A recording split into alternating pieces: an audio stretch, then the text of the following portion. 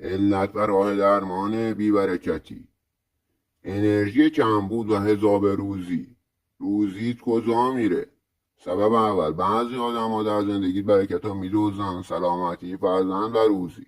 راه درمان: اگر وارد خانه‌ات شد کمی نمک در کفش دمپایش بگذار.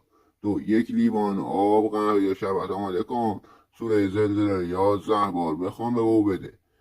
3. برای هر نوشیدنی یا غذایی که به او میدهی کهیعصر را بخوان 9 بار. دومین کاری که میتونی انجام بدی، جلوی زبانتو بگیر. سبب دوم، زبانت. هنوز چیزی اتفاق نیفتاده، همه چیز رو تعریف میکنی: من این کارا کردم، این برای هم اتفاق افتاد.